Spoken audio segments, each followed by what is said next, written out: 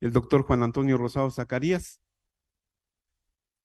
Juan Antonio Rosado Zacarías es doctor en literatura mexicana, maestro en literatura iberoamericana y licenciado en lengua y literatura hispánicas, los 3 grados por la Universidad Nacional Autónoma de México. Se desempeña como narrador, ensayista, crítico literario e investigador literario independiente. Escribió El Cerco, novela sobre el narcomenudeo y el acoso escolar, que lleva ya 3 ediciones.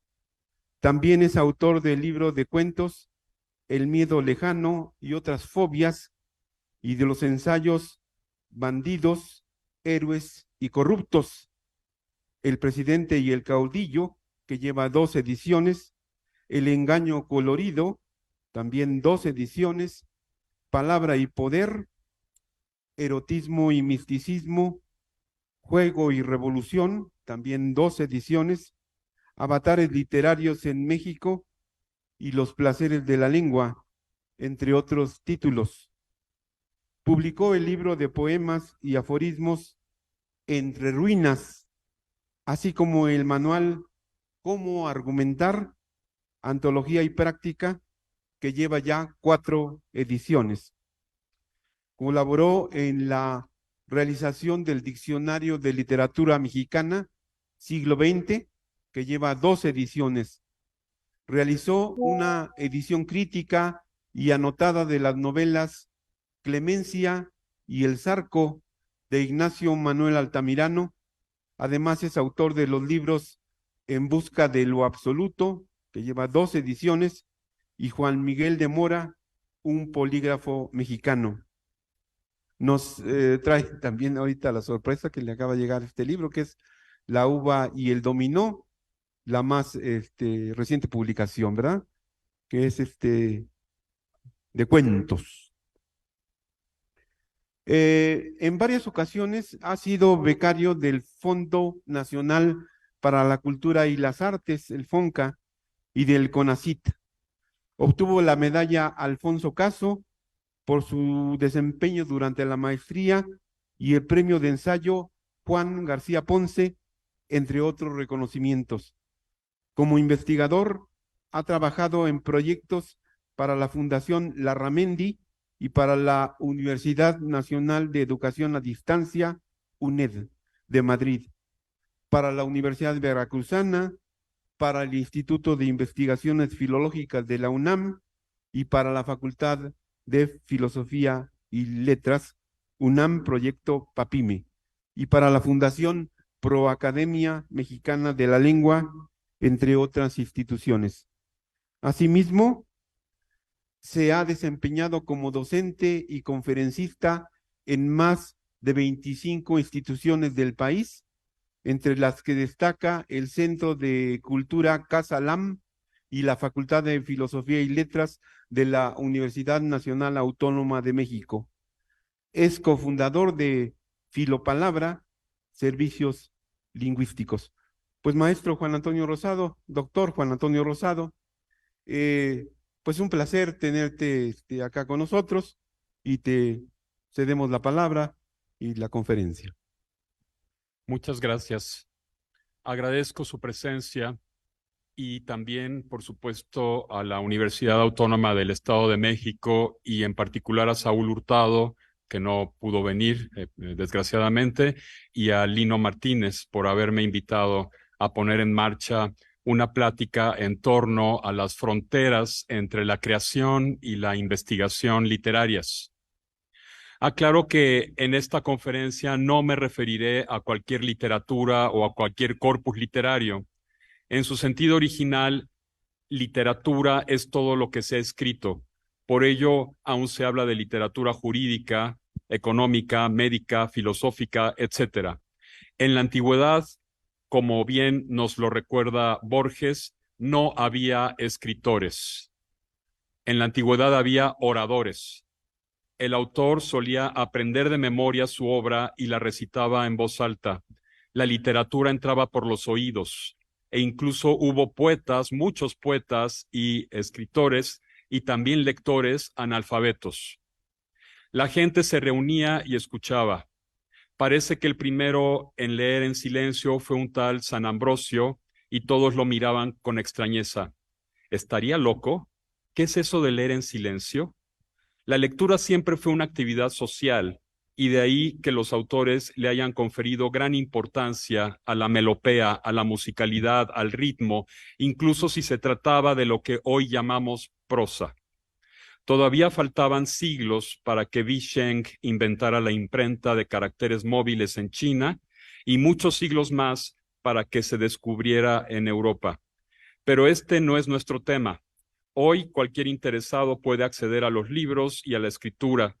Sin embargo, como ya lo dije al principio, hablaré de la obra de arte literaria y de su lectura, de su interpretación, que no es otra cosa que la búsqueda de un sentido indirecto. Todo es interpretable porque todo es texto. Ya en diversos escritos he intentado establecer las diferencias entre arte y artesanía, así como reflexionar sobre la industrialización de las obras, el pseudoarte y los pseudoartistas. Ahora me referiré, sin más, a la obra de arte literaria, que no necesariamente es ficción, ya que el pensamiento, las ideas, la reflexión, el ejercicio del criterio y no solo las sensaciones, las emociones, los sentimientos, la fe o cualquier otro aspecto de nuestra zona irracional pueden expresarse de forma artística, cuidando los distintos estratos y con plena conciencia de estilo. Como lo anuncia el título de esta conferencia, también trataré, grosso modo, la labor del investigador literario. Sin embargo, lo que ustedes están por escuchar no es sino producto de mi experiencia en ambas disciplinas. Me curo en salud, como lo hizo Montaigne en sus ensayos. ¿Por qué no? Siempre hay oportunidades para rectificar las equivocaciones, corregir errores y escuchar experiencias ajenas o novedosas.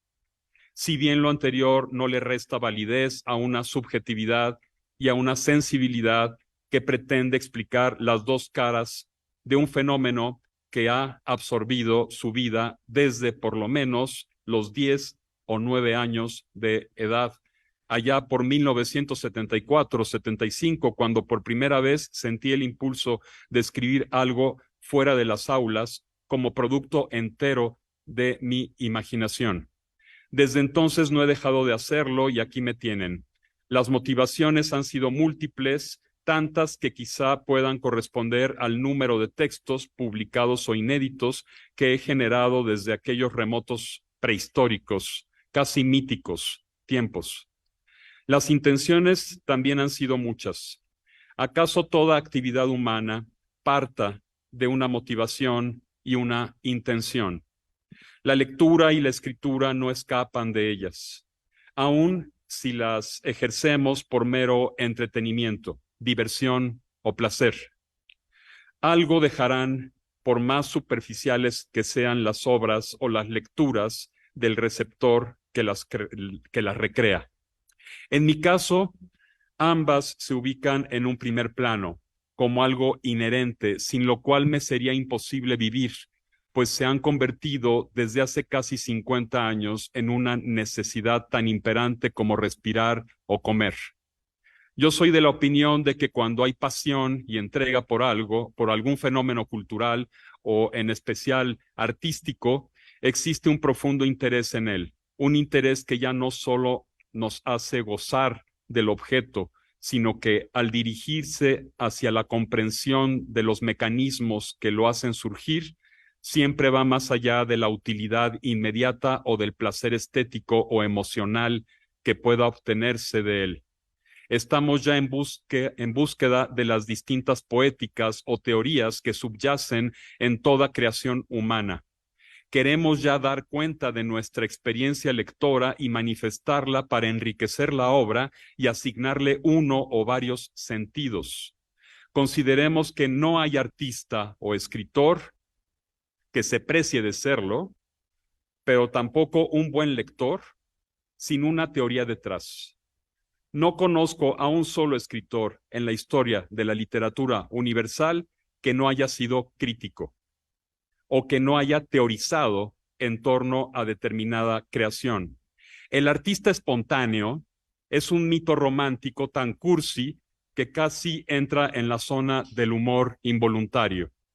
No digo que no pueda existir, pero es poco probable que produzca algo más allá de la intensidad de un puñado de versitos o pequeñas prosas. Hasta en su diario teorizó la niña Ana Frank, quien deseaba convertirse en escritora. Por fortuna, su obra fue editada y ha conmovido y hecho reflexionar a muchas generaciones. La escritura automática de los surrealistas, que Alejo Carpentier calificó de juegos de prestidigitación o que en eso podía convertirse, ejerció gran influencia en ciertas secuencias o pasajes de la poesía posterior, pero como tal, dicha corriente, el surrealismo, se agotó en las bellas letras con rapidez, aunque aún permanezca en jueguitos como el del cadáver exquisito. ¿Quién no ha jugado eso? Lo de automática además es muy ingenuo, ya que resulta imposible prescindir de las estructuras gramaticales que hemos asimilado desde la primera infancia. La gramática se entromete como intermediaria entre el inconsciente y la concreción mediante la escritura u oralidad. Todo intento por destruir la gramática no deja de ser un acto racional y deliberado. Para mí, en consecuencia, el artista auténtico, aquel que respeta su arte, en la medida en que selecciona y combina una serie de elementos provenientes de la realidad, de sus sueños o pesadillas, de su imaginación, de sus deseos, emociones, sensaciones, traumas, complejos o fobias, utiliza con cálculo su criterio de selección, combina los distintos recursos y aplica su ingenio e imaginación para crear mundos alternos, pero también para responderle a una realidad contingente y azarosa que nos devora minuto tras minuto, segundo tras segundo. No hay espontaneidad en el arte ni en la literatura. Inmersos en una especie de muerte sin fin, para evocar a José Gorostiza, solo nos queda el camino de la representación. Y por ello creamos cultura y pretendemos hacerlo con calidad y solidez. El arte y la literatura tampoco son fenómenos que nos evadan de la realidad real, como lo quiere la ignorancia de un pragmatismo enfermo. Todo lo contrario. Arte y literatura nos devuelven la realidad o nos impulsan a volver a ella de una manera mucho más compleja y enriquecida, con un mayor entendimiento y con una visión mucho más amplia. Nunca he creído en la inutilidad del arte o de la literatura, tampoco en la trasnochada teoría del arte por el arte, ni en la llamada poesía pura. Contra estas dos tendencias habló García Lorca en su última entrevista y afirmó que serían muy cursis si no fueran peligrosas. Tiene razón. Ni el arte ni la literatura son mero deporte o entretenimiento, como también lo llegó a afirmar Martín Luis Guzmán. Son oficios, disciplinas a las que es menester entregarse absolutamente sin importar la manera en que lo hagamos. Podemos ser creadores, críticos e investigadores a la vez, como lo fueron Schiller, Goethe o Víctor Hugo en el seno del romanticismo, o como lo fueron Alfonso Reyes, Miguel Ángel Asturias, Juan García Ponce, Salvador Elizondo o José Emilio Pacheco en el ámbito hispanoamericano, por poner un puñado de ejemplos.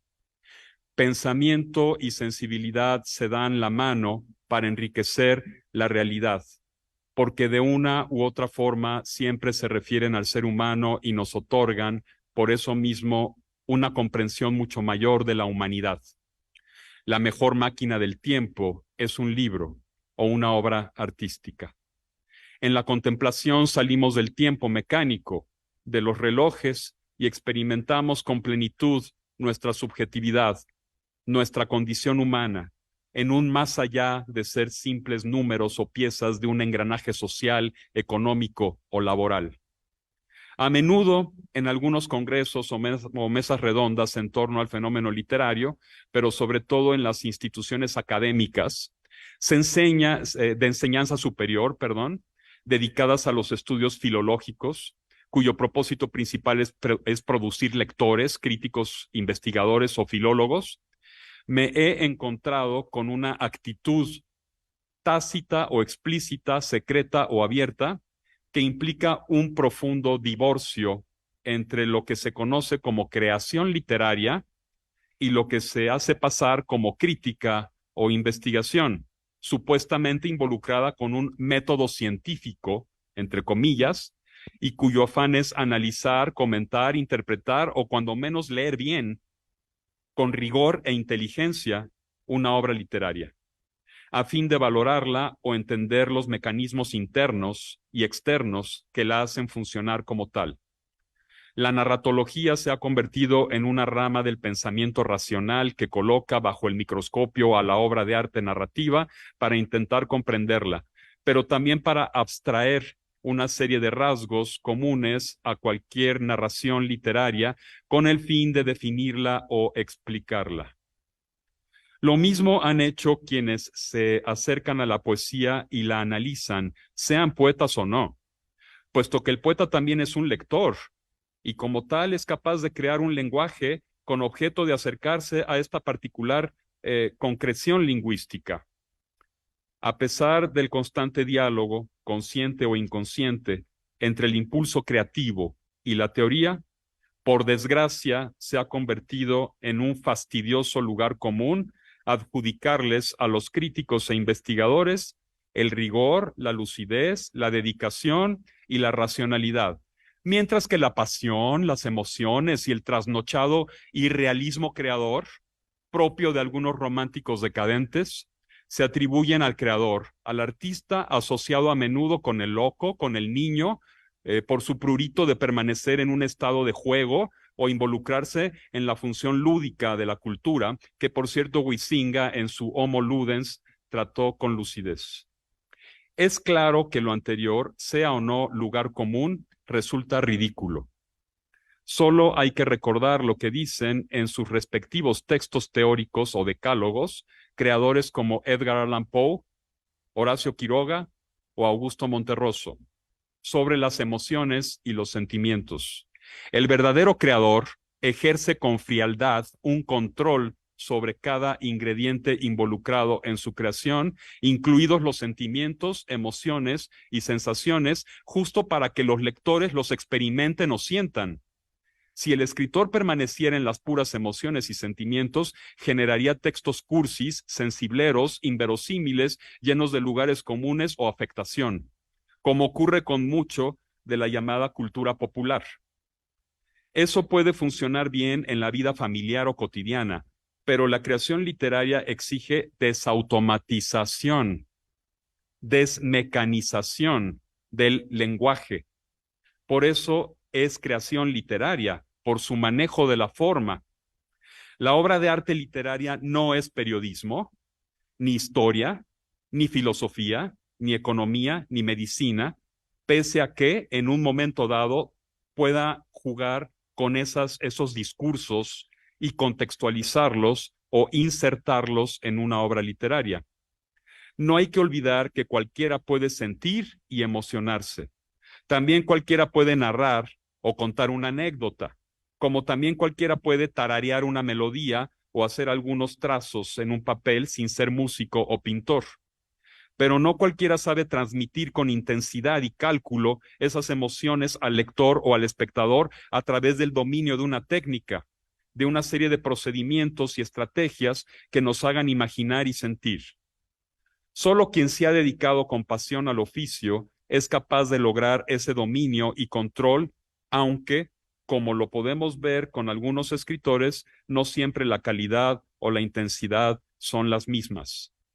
El talento y la inspiración son relativos, pero si deseamos crear, son indispensables el rigor y la disciplina.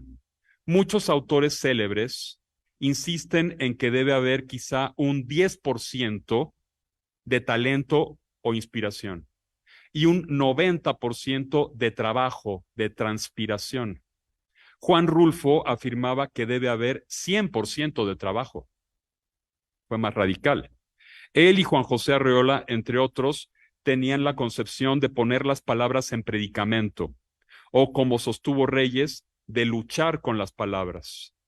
El pensamiento, la racionalidad, el cálculo funcionan como manos que moldean las frases, transforman los vocablos, los hacen brillar o los opacan, generan imágenes y dejan huellas en el lector. Que no se nos olvide que la teoría o teorías literarias empezaron con los mismos creadores y que el significado de las palabras, el significado de la palabra teoría no es otro que contemplación. Theo significa Dios, oreo es ver, es contemplar a los dioses. Eso es la teoría. Horacio, el poeta romano, concibió su arte poética, texto teórico en verso y a manera de epístola. Simplemente el escritor, el poeta, poseen una manera peculiar de percibir la realidad, así como un lenguaje muy particular de expresarla. Hay una manera de mirar las cosas, de percibir determinados asuntos y de tratarlos para no caer en obviedades, lugares comunes o sensiblerías. Y también para no repetir lo que ya fue dicho magistralmente por otros. Lo esencial no es el tema, sino el tratamiento del tema. Porque, bueno, el mismo tema se puede tratar desde muchos ángulos y desde muchas disciplinas. La posición que sostengo como creador literario y como crítico e investigador es que no hay un divorcio entre dichas áreas o disciplinas, sino una constante relación dialéctica, un diálogo en que a veces las fronteras se vuelven tenues y tales fronteras suelen ser impuestas de manera artificial por un estilo academizante y pretendidamente científico en contraste con el estilo literario. Alfonso Reyes nos recuerda que el arte radica en la técnica, en el aspecto formal. Resulta claro que un mismo tema, supongamos el amor, la muerte, la enfermedad, la traición, la ambición, el viaje o cualquier otro, puede tratarse de infinitas maneras y desde distintas disciplinas, enfoques, discursos o formas. ¿Qué convierte a un discurso en discurso literario? ¿Qué es la literariedad, como les gusta llamarla a algunos teóricos? A esta pregunta han intentado responder muchas corrientes o tendencias teóricas, pero en general todas coinciden en que lo que hace literario a un discurso es su forma, la manera en que se presenta, los recursos, procedimientos y estrategias puestos al servicio del estilo y de la forma como vehículos para abordar y tratar cualquier tema.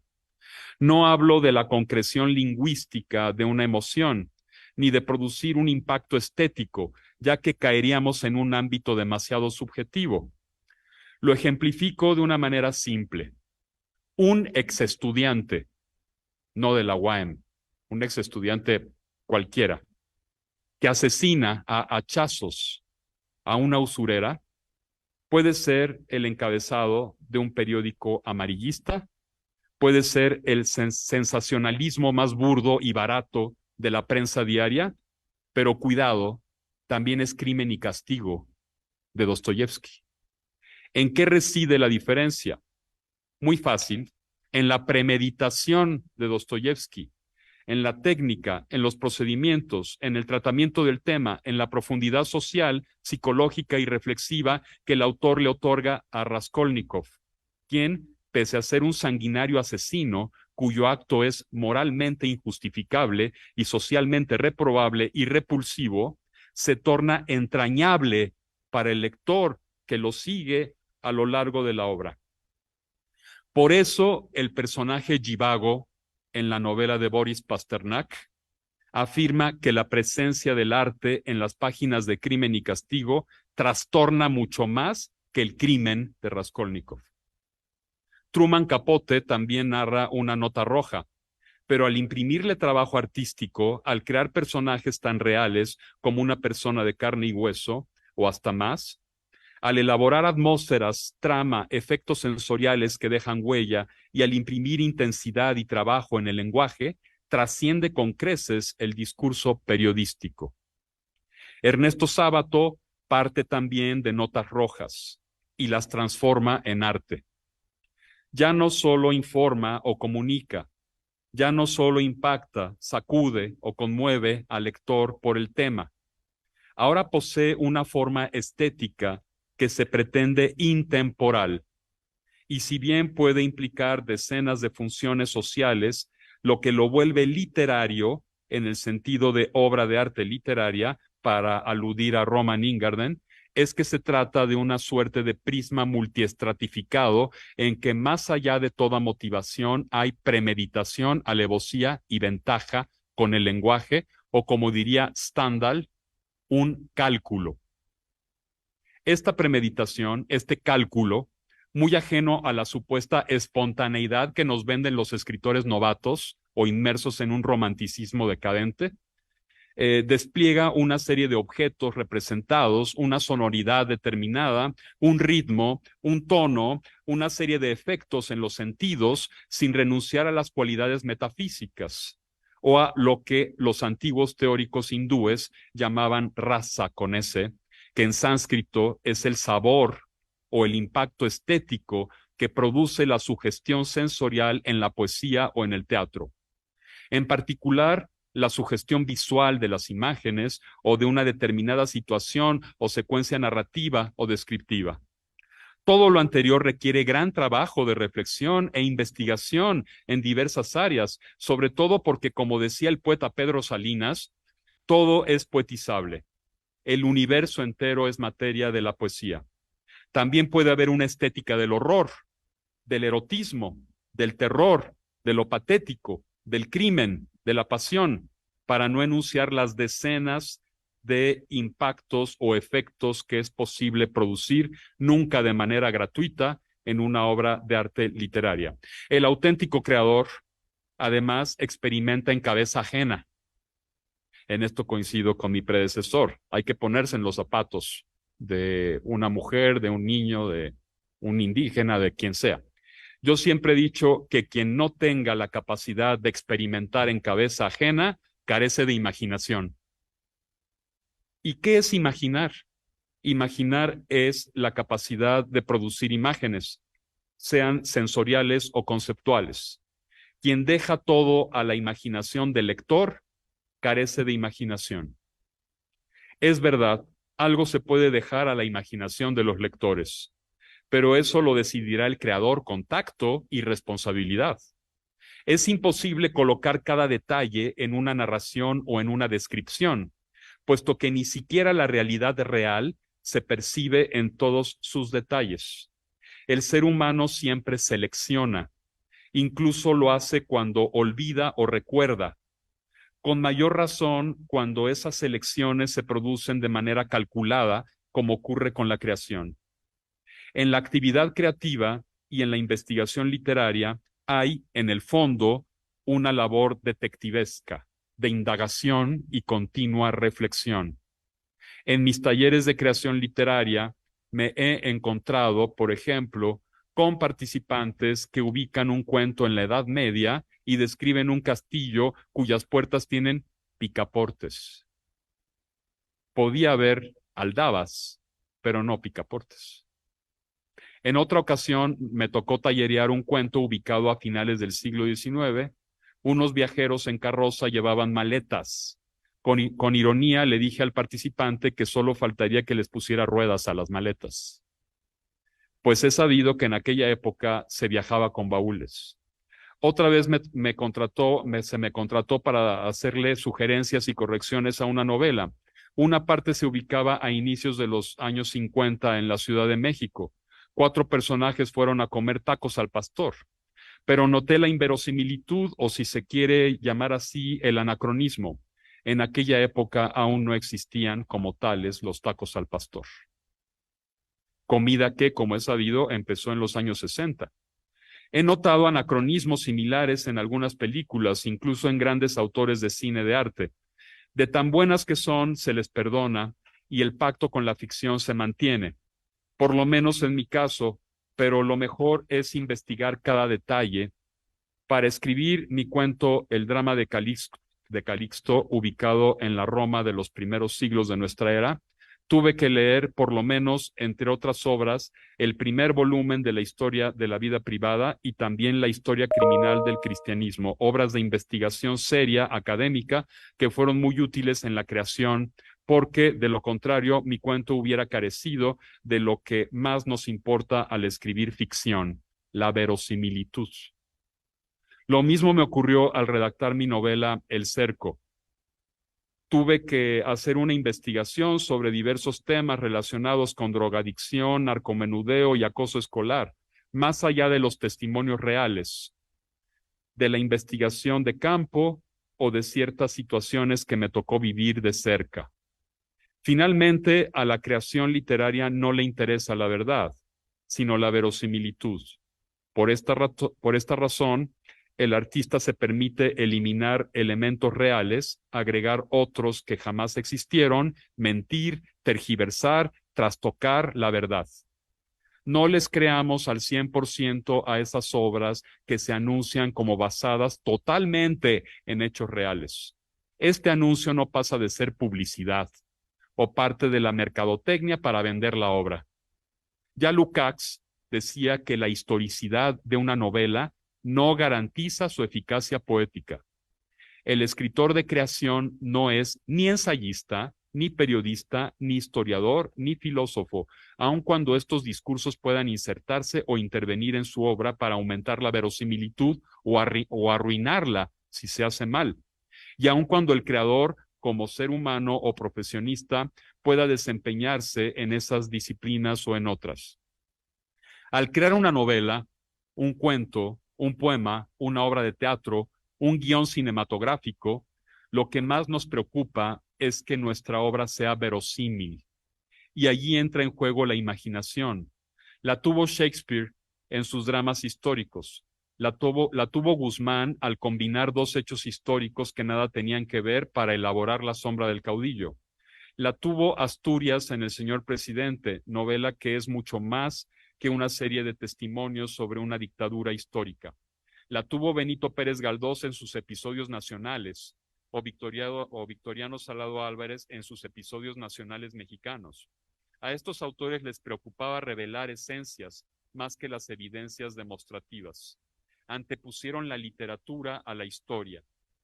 No hicieron historia novelada, sino en todo caso novela histórica, aunque este concepto no podría aplicarse a todas las obras que acabo de mencionar.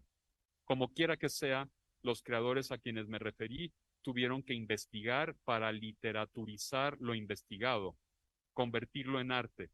Agustín Yáñez revela que detrás de su novela Al filo del agua hay una minuciosa investigación documental. Rafael F. Muñoz, quien escribe una autobiografía imaginaria, la del niño que le hubiera gustado ser pero no fue, debió realizar una investigación de campo para representar con verosimilidad el paisaje que describía. Y que conste que no habló de una actitud como la que pedía Émile Zola, convertirse en investigador de la realidad, ser prácticamente un sabueso y casi vivir lo que se pretende narrar, ya que todo tenía que extraerse del natural. Una actitud contraria fue la de Jorge Luis Borges, autor eminentemente libresco, en quien casi cada página nos lleva a una experiencia con la biblioteca. Leer es, al fin y al cabo, otra forma de vivir. Un ensayo de crítica o de investigación literaria, por más conceptos o categorías densas y especializadas que utilice, puede expresarse en una forma intensa y creativa que transmita la pasión del autor. Cuando se habla de la función poética en su sentido de creación, se apela a los ejes de la selección y la combinación de una serie de elementos dispersos. El autor selecciona entre una infinidad de ellos los que convienen a la obra.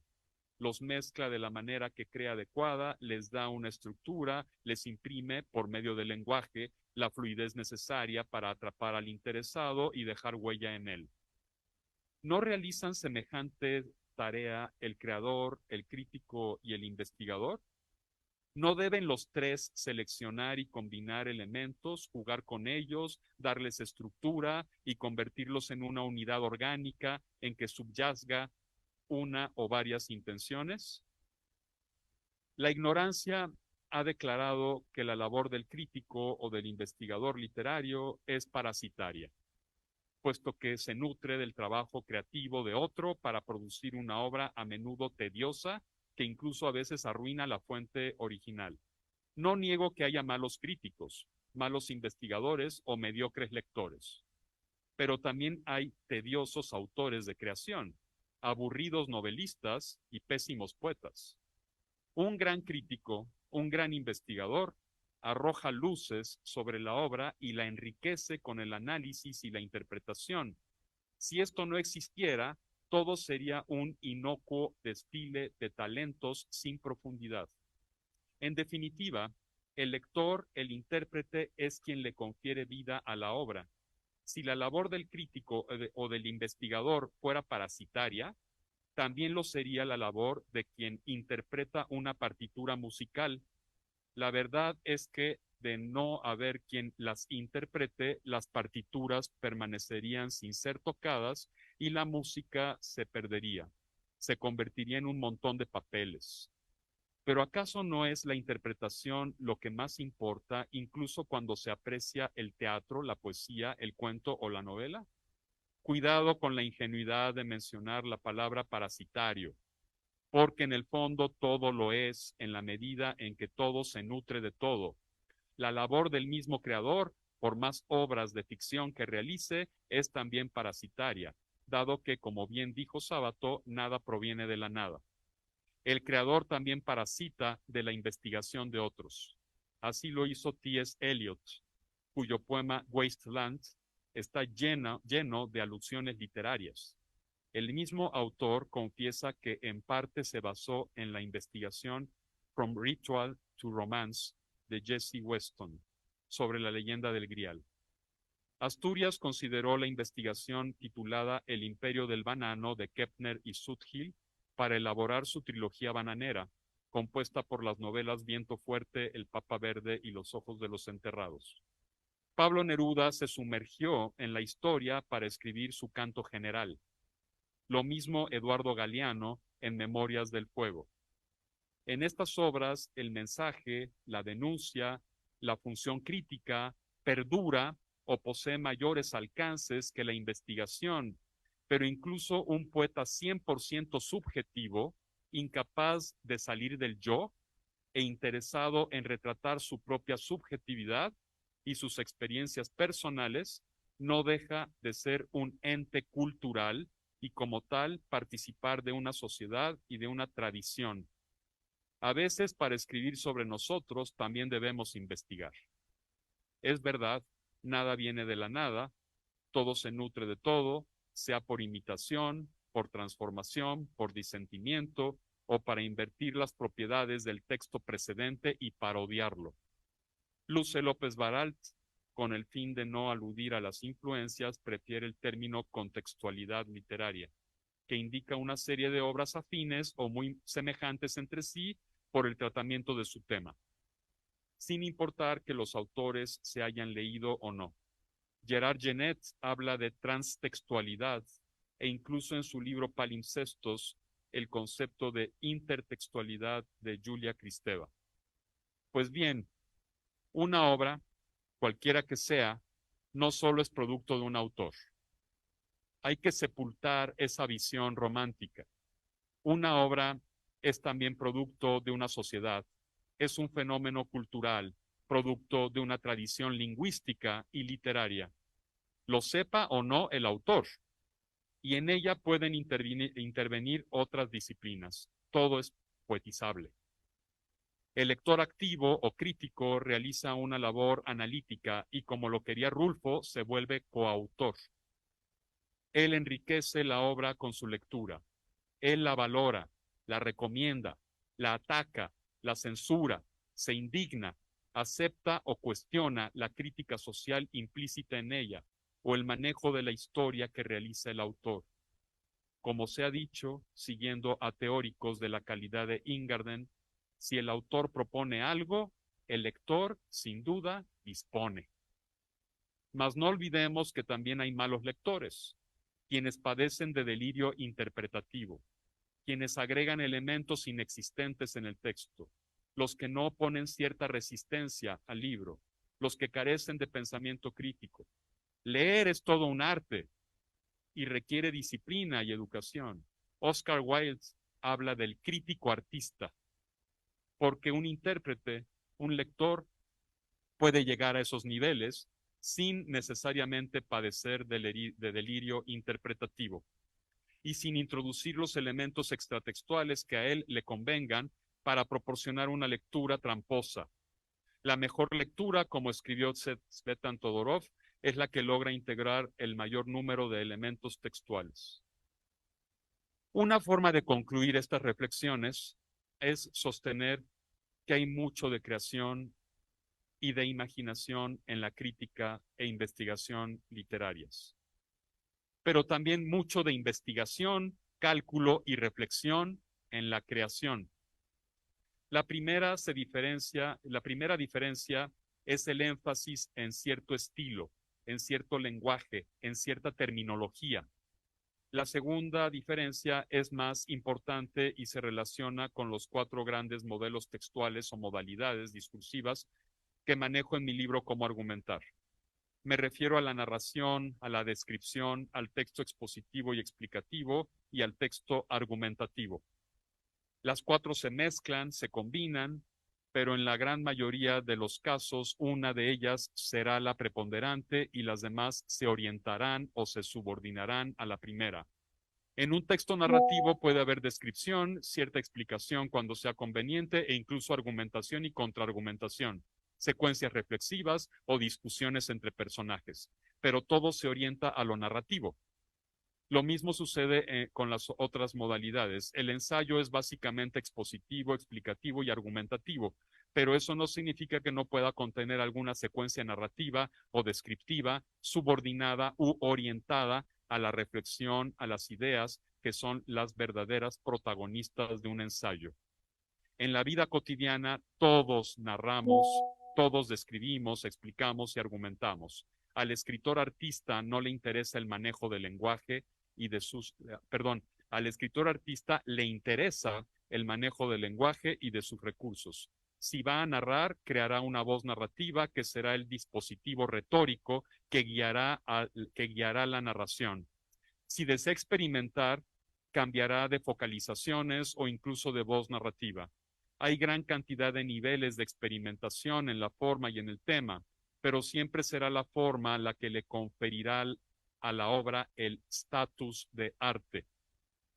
El investigador literario a menudo no hace arte porque no es su pretensión, pero ha habido quienes, como Alfonso Reyes, le han imprimido prosa artística a sus trabajos de investigación. Eso ya dependerá de las intenciones de cada quien y no solo de su carácter. En 1994, el Instituto de Investigaciones Filológicas me contrató a mí y a otros para elaborar en un diccionario de literatura mexicana del siglo XX que sería coordinado por Armando Pereira, para colaborar, perdón, en este diccionario. El diccionario tuvo 2 ediciones impresas. Su principal característica consiste en que no se trata de un enlistado de autores y obras, sino de instancias mediadoras de la literatura. Es claro que este diccionario no puede ni debe considerarse arte, ya que se centra exclusivamente en la investigación y su finalidad es informar. Nos pareció necesario porque en general la gente cree que la literatura solo consiste en libros y autores. Si antes dicha creencia era una falacia, ahora, cuando las instancias mediadoras se han multiplicado y diversificado hasta el paroxismo, resulta cómica. Además de autores y libros, la literatura, como todo arte, es un sistema en que se hayan involucradas instancias tan importantes como las tendencias temáticas o estilísticas, los grupos literarios, las polémicas, los suplementos culturales, revistas editoriales, librerías, bibliotecas, asociaciones o instituciones dedicadas al estudio de este fenómeno, los premios, becas o estímulos, las ferias de libros, las colecciones e incluso los llamados cafés literarios. Ahora con Internet podríamos agregar y un largo etcétera. El arte es único e insustituible, pero requiere distintas instancias para llegar a los lectores y perdurar.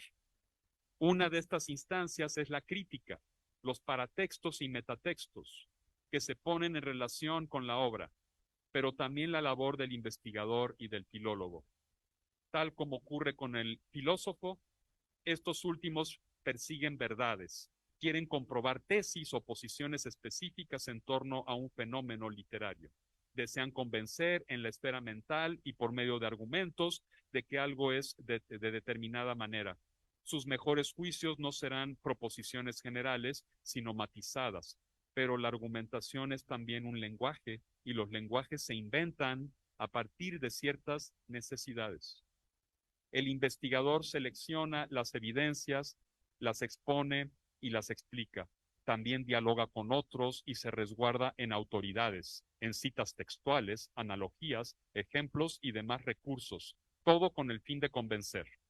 Y como ya lo dije, también hay mucho de investigación en la creación literaria, sin importar que la obra sea enteramente autobiográfica, pues el mismo autor, si desea presentar con verosimilitud un contexto y una serie de circunstancias, tendrá que elegir un determinado léxico y un estilo. Tendrá que darles voces verosímiles a sus personajes. Tendrá que poseer el don de la observación y del oído, aun cuando escriba literatura fantástica o de ciencia ficción.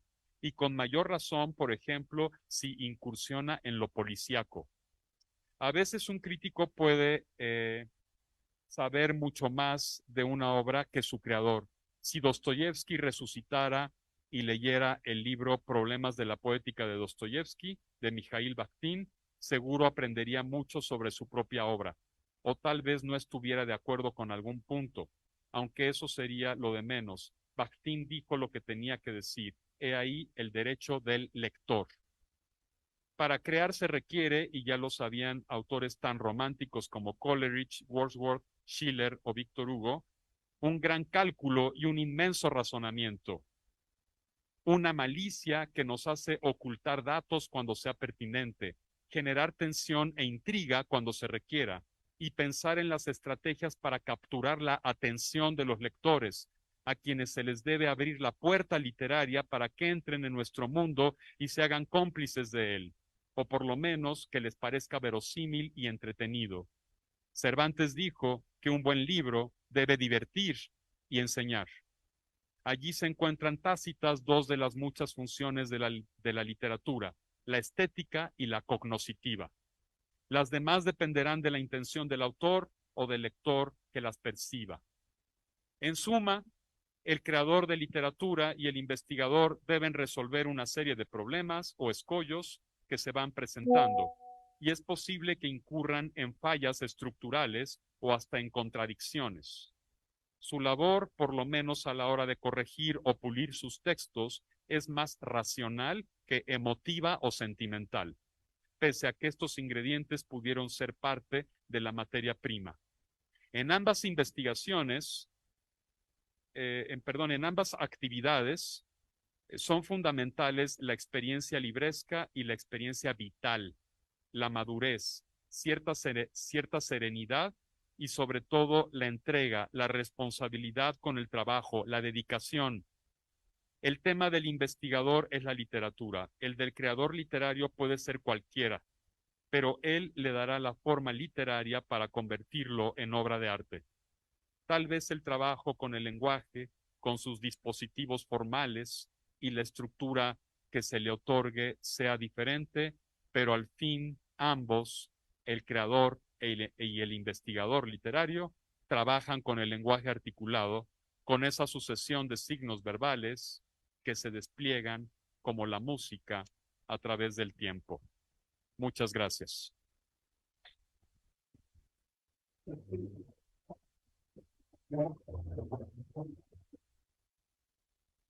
Vamos a abrir la sesión a preguntas, a comentarios. Así estaba planeada, quiero comentarles, estaba planeada a las 12, que acabara a la 1 y tener una sesión de preguntas. Y lo que haríamos, continuaríamos con el programa, pero vamos a aprovechar para preguntas. Adelante, doctor Alfredo Ramírez Membrillo.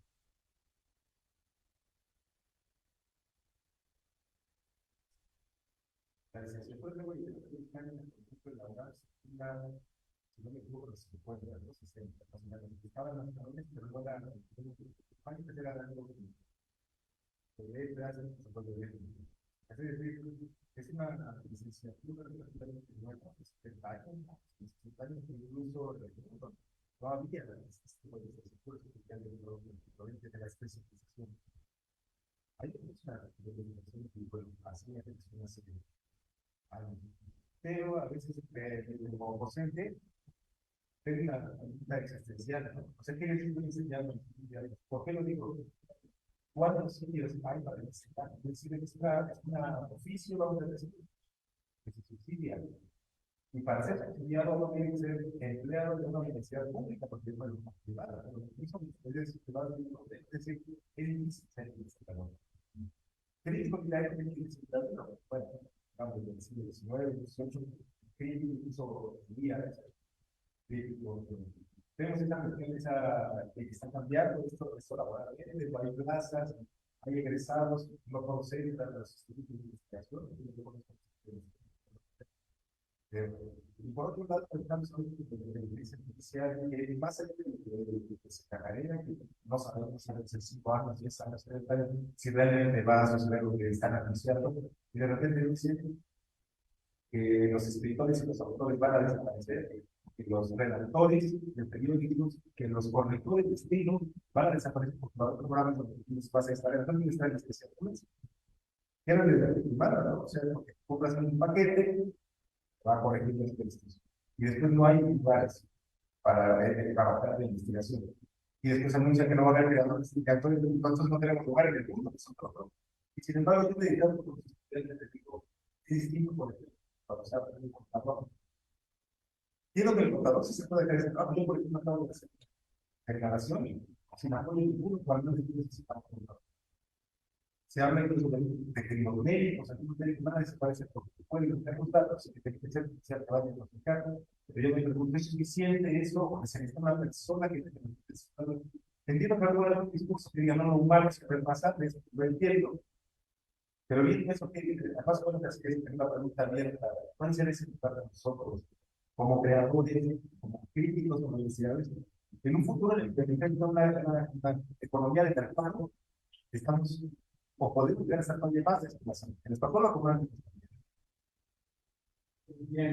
varias cuestiones muy interesantes. En primer lugar, yo creo que cuando hay un impulso y una pasión por hacer algo, independientemente de cualquier inteligencia artificial y de cualquier mecanismo tecnológico que exista en la realidad, uno lo va a hacer porque siente ese impulso como una necesidad.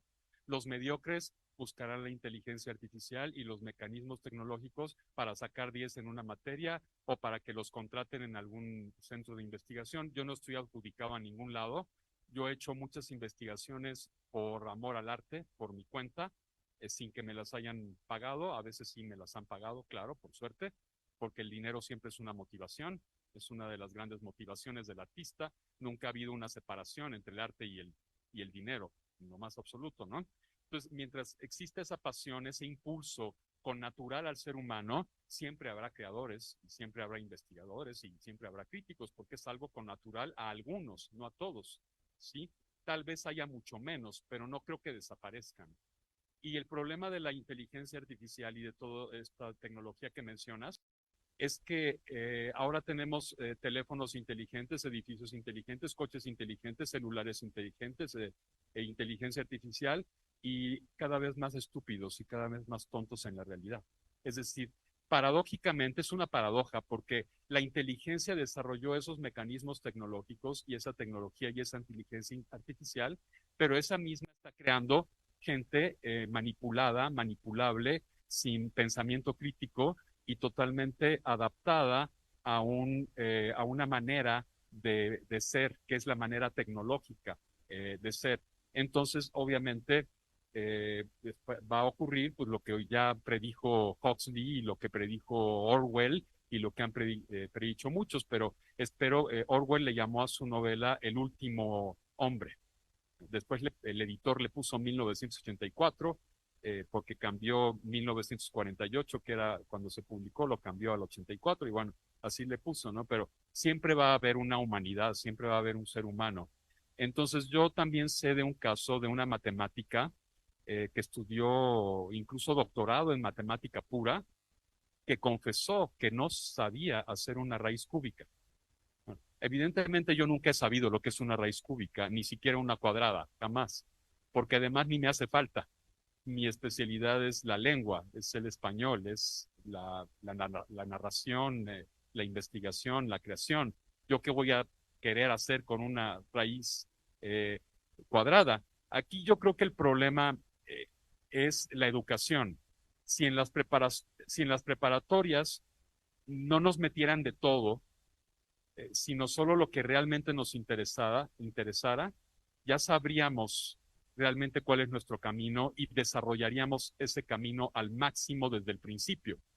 Yo reprobé matemáticas, reprobé anatomía, ni me interesaba pasarlas, ¿no? Pero sacaba puro 10 en historia, en filosofía, en literatura, porque yo siempre estuve cerca, totalmente entregado al área de humanidades.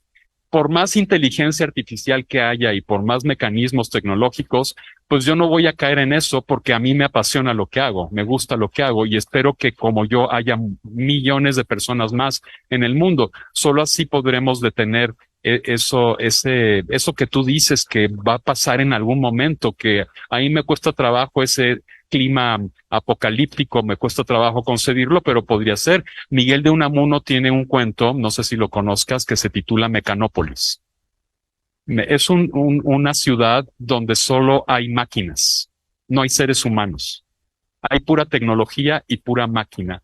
Lo escribió en 1909, 1910 y ya está prefigurando una ciudad, la ciudad de las máquinas. A esa ciudad llega un ser humano y pues toda la cultura humana ya estaba en un museo de paleontología. Todo lo manejaban las máquinas, todo lo hacían las máquinas. Unamuno, en principios del siglo XX, escribe ese cuento. Yo no sé si esto vaya a ocurrir o no vaya a ocurrir, pero mientras tengamos ese lado irracional y ese lado racional en convivencia, es decir, mientras haya pasión, fe, mientras haya sensaciones, sentimientos, emociones y un impulso por expresarlas, la inteligencia artificial y todo eso se puede quedar como siervas del ser humano. Pueden ser siervas muy útiles, pueden sernos muy útiles para muchas cosas, ¿no? Y solo los mediocres la usarán para pasar una materia, para escribir un ensayito. Ya Noam Chomsky ya habló, no sé si ustedes conocen lo último que dijo sobre la inteligencia artificial. Es peligrosa, pero no por uno, sino por la gran cantidad de gente que hay pululando por ahí, que se plagia textos, entonces yo creo que en el fondo es una cuestión que tiene que ver, yo creo que la inteligencia artificial no es la culpable ni va a ser la culpable de nada. Yo creo que el único culpable es la educación. Es la educación. Hay que educar para la sensibilidad, hay que educar para la inteligencia, hay que educar para desarrollar estas facultades, la sensibilidad y la inteligencia, para que no perdamos nuestra humanidad. Yo creo que por ahí va la cosa y no sé si respondí la pregunta. Gracias a ti. ¿Alguna otra pregunta? Fíjense, no pasa nada, no muerdo.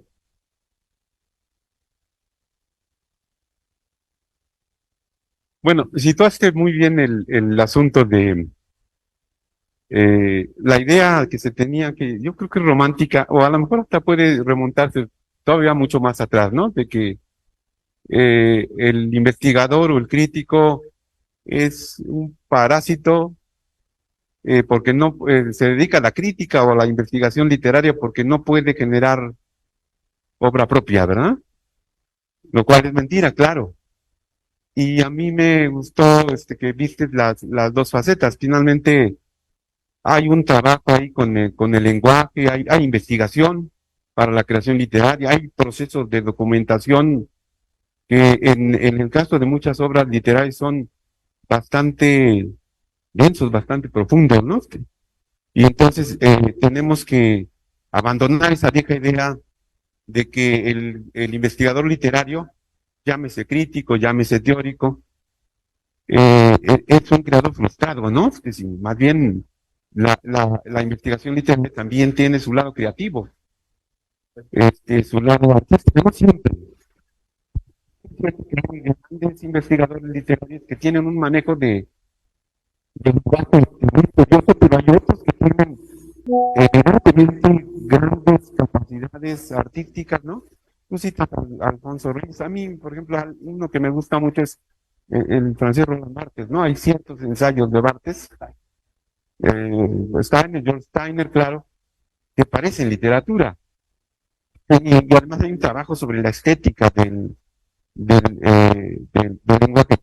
Ahora, lo que pasa es que también es cierto que a nivel de especialización profesional, la constante que habíamos tenido está por un lado el creador, ¿verdad? Y por otro lado el investigador, pero sobre todo en los últimos años, como que hemos visto el surgimiento de investigadores que hacen, no sé, novela, o que hacen poesía, ¿no?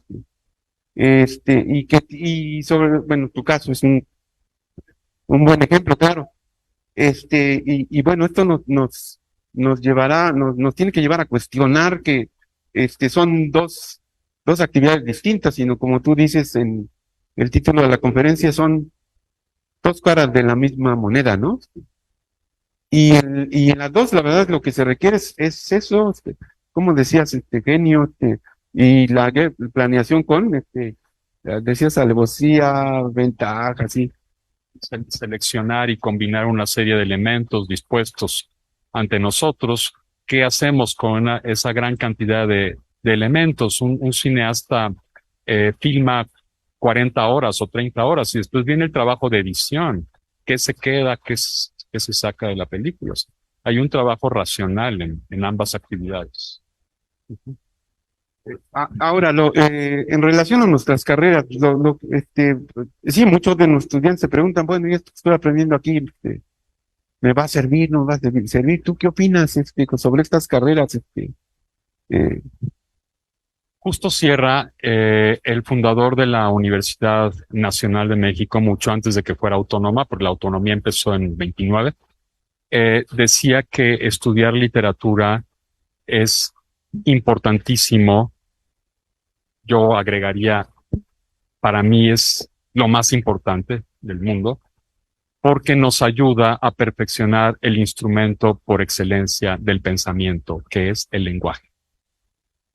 Si todos absolutamente hablamos y escribimos, sean administradores, médicos, burócratas, economistas, todos escriben y cualquier carrera universitaria, en todas las carreras universitarias, se lee y se escribe, en todas. Si ustedes, como estudiantes de letras, dominan verdaderamente la lengua española en todos sus aspectos, gramatical, estilístico, retórico, en todos sus aspectos y todos los tipos de lenguaje que pueden caber en la lengua española, siempre tendrán trabajo. Porque en todos lados los van a requerir para hacer edición, corrección de textos, crítica o lo que sea. Es decir, siempre habrá quien no sabe escribir. Es un poco el médico que necesita enfermos. No hay, vaya, suena muy feo lo que voy a decir, pero un médico no vive si no hay enfermos. Entonces, ustedes están especializando en la lengua, en lengua española, están profundizando en lengua española, pues hay millones de personas que no dominan la lengua española. Entonces, ahí hay un punto débil en la sociedad en el que ustedes pueden colaborar. Entonces, sirve para eso. Y la única manera es leer muchísimo, que es lo que ustedes hacen, analizar, tener un pensamiento crítico y analítico, y también, por supuesto, escribir muchísimo. Y escribir lo que ustedes, lo que a ustedes les salga, sin imposiciones y con plena libertad. Porque ya sabemos que la escritura es un proceso y que no tiene nada que ver con la lengua oral. Siempre, como dice María Teresa Serafini, hay una preescritura, un borrador, Después se toman todas esas ideas, se organizan y al final viene la corrección. Entonces, yo siempre les digo a mis alumnos, escriban con las patas, pero corrijan con el cerebro, con la cabeza. Por supuesto que es una de las carreras más útiles que hay. Yo no coincido con esa visión de que no sirve, todo lo contrario. Es de las carreras que más sirven porque todo mundo lee y todo mundo escribe en todas las áreas y en todas las disciplinas. Hasta el plomero escribe, hasta el carpintero escribe. Claro, esos son trabajos manuales. Pero, por ejemplo, las carreras universitarias, en todas, a mí me han contratado de arquitectura, de economía, del Instituto Nacional de Pediatría, de la ONU, para corregir textos o para dar clases de redacción, de gramática, de argumentación. Todo el mundo también discute, todo el mundo argumenta. Todo esto tiene que ver con el lenguaje, con la lengua. La lengua está en todos lados. Entonces, si la carrera de letras no sirve, pues nada sirve porque la lengua está en todos lados. Debería ser una carrera que se centrara en eso, la lengua, sus muchas posibilidades, respetar la lengua española en sus distintas variedades dialectales y centrarnos en eso y por supuesto para apelar a la filología, la concreción de la lengua y qué mejor que la concreción más elevada, más artística de la lengua, que es la literatura. Entonces yo no sé si ustedes coincidan conmigo, pero para mí es muy útil todas las carreras de letras, sea letras inglesas. Muchos que estudian letras inglesas o francesas se van luego de agregados culturales, de embajadores incluso, y hacen traducción, traducen de una lengua a otra. Ya sé que la inteligencia artificial traduce, pero yo he visto las traducciones de esa inteligencia y nada que ver. Necesitan mano humana para, para perfeccionarse. ¿Dónde queda todo el lado emocional y todo bueno, todo nuestro lado irracional, que es tan importante como el racional? No podemos seccionar nuestro lado racional del irracional. Los dos trabajan en conjunto. Si nos centráramos solamente en lo puramente racional, seríamos psicópatas, porque un asesino serial utiliza todo el tiempo el razonamiento. A ver a qué hora sale, calcula el tiempo en que sale, distingue la ropa que lleva, o sea, es totalmente racional. Las emociones también son fundamentales. Y eso la inteligencia artificial, pues disculpen, no lo tiene. Todo ese lado humano. Bueno, no sé si estés de acuerdo. Pues sí, pero creo que hasta el momento no hay una máquina que nos pueda reemplazar, sobre todo en este aspecto que es el artístico, ¿no? El de la creatividad, porque además la literatura, digamos, no solamente contribuye a crear al mundo, sino a crearnos a nosotros, ¿no? A formarnos. No sé si hay alguna otra pregunta, eh, sobre todo, bueno, también eso quiero comentarlo acá. En algún momento hemos tenido el dilema, ¿no? En las optativas, que se abre oferta creatividad y se oferta teoría literaria y dicen, pues yo voy por creatividad, pero lo que estás diciendo es que las dos cosas van de la mano, ¿no? Porque ya debemos abandonar la vieja idea del creador, pues espontáneo, ingenuo, ¿no? Sin lecturas, pues eso ya pasó. Nunca existió. Bueno, Nunca existió. Sí, el creador espontáneo nunca ha existido. Pueden revisar la historia de la literatura universal. No lo hay. bueno, entonces, si no hay alguna otra pregunta, algún otro comentario.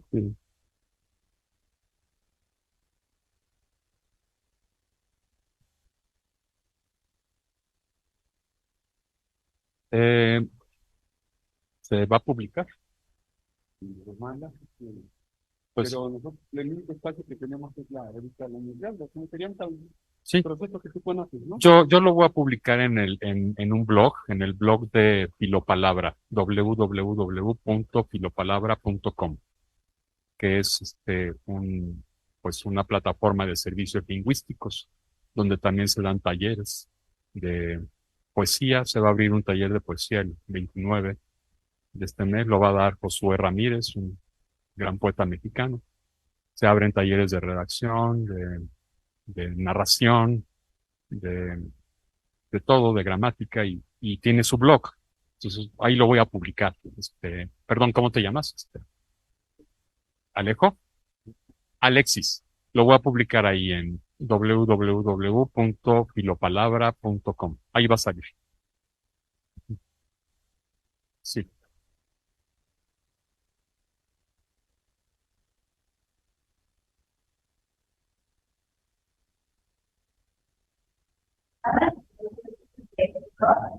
Y yo también tengo una idea que cuando yo empecé a hacer fue que mi familia de la comunidad y el libro de la otra que está, sin embargo, es popular y vamos a tratar el vínculo o la evolución que se lleva en este campo y un poco hacerlo menos. Y luego lo estamos haciendo ahorita, y no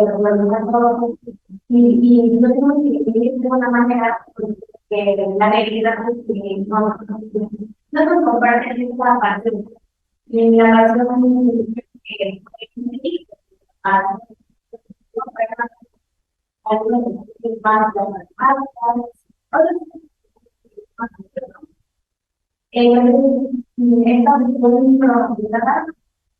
y nosotros tenemos pero no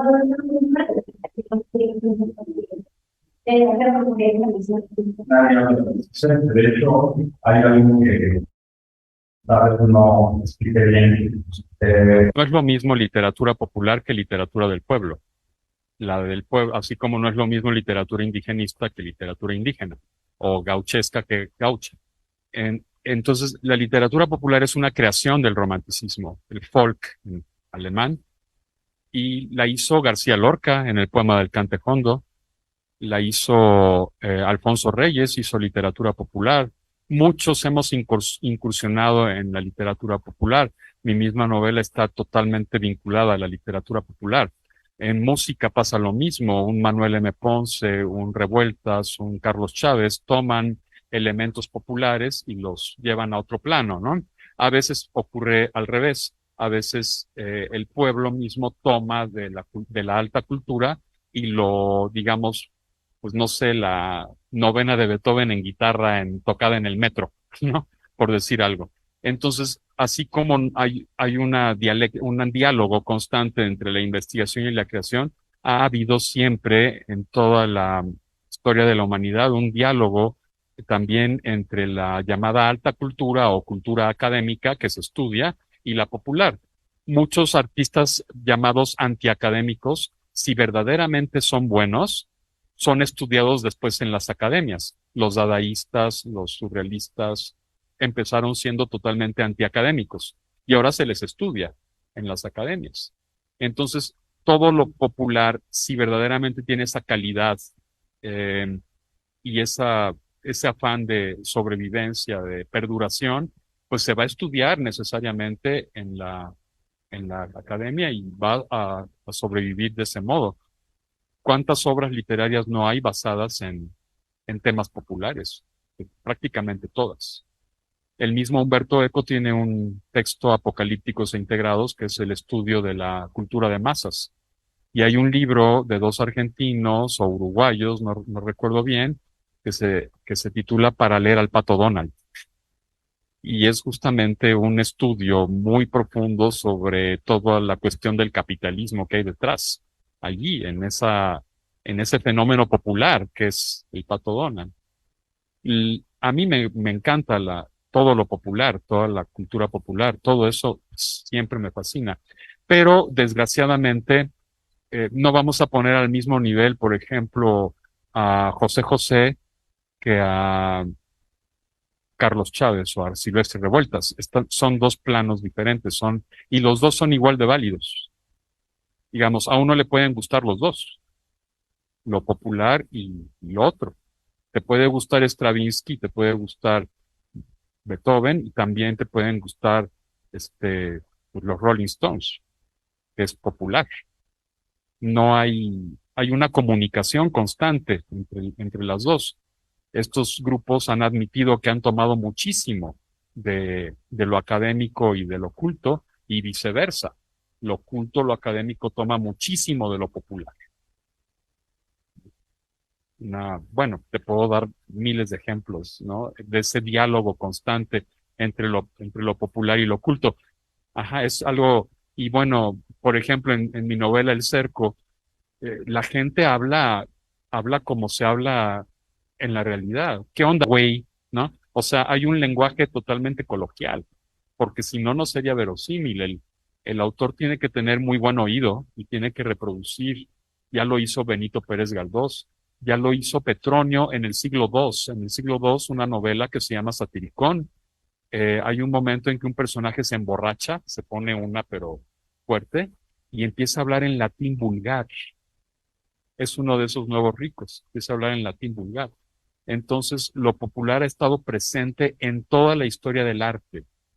No es una presencia. Lo que pasa es que pues está llena de esquemas, la cultura popular está también llena de esquemas, y por eso la artesanía es la reproducción de un modelo. Tú reproduces un modelo infinitamente, mientras que el arte es único e insustituible. Yo creo que ahí viene la diferencia un poco, pero no es menospreciar absolutamente nada. Vi por allá una mano levantada, no sé si quieren comentar. Porque es que también es como la misma imagen, ¿no? O sea, lo popular y lo canónico, vamos a decirlo así, no tienen por qué ser terrenos separados, ¿no? Están en constante interacción dialéctica. Y además no tenemos, porque tal vez no tenemos que tomar ese dilema, ¿no? O leo nada más a Shakespeare y ya no me acerco, no sé, a José José o a Juan Gabriel. Claro, claro. No, sí, es lo que iba a decir, que Shakespeare está nutrido de cultura popular. ¿Y qué cosa más popular que el Quijote? Todo el Quijote es una obra 100% sacada de lo popular. Sancho, lo popular. Rinconete y Cortadillo, es 100% popular. De hecho, fue un bestseller en su época. La gente lo leía para reírse. Después ya se descubrió que es una obra profunda y sobrevivió. Pero en un inicio la gente lo leía para reírse. Desde el mismo título ves el ingenioso hidalgo Don Quijote de la Mancha. Ya eso te hace reír. Es como si dijeras la ingeniosa señora Doña Computadora y su paje el ratón mouse o lo que sea. La palabra Quijote era una palabra de la tecnología de la época. Entonces, ¿qué es eso de Don Quijote? Te botas de risa. Nada más con leer el título te botas de risa. De todo eso es totalmente popular, pero tiene otros niveles que van mucho más allá de lo popular, ¿no? Porque satisface a todo tipo de lectores. Pues no sé si no hay alguna otra pregunta. Pues continuamos con el programa, ¿verdad? Adelante. Muchas gracias a todos. Gracias, Gregorio Rosado. Igual que como decimos con Samuel Segura, porque hacemos esta invitación, esperemos que este sea el inicio de un diálogo contigo. Yo quiero decir que Don Antonio Rosado lo puede leer. Aparece mucho, hay varios artículos de él en la revista de Inglaterra, tremenda, ¿verdad? Me parecen muchos artículos que se circulan en las redes, ¿no? Por esto, con nada más, pero es un proyecto de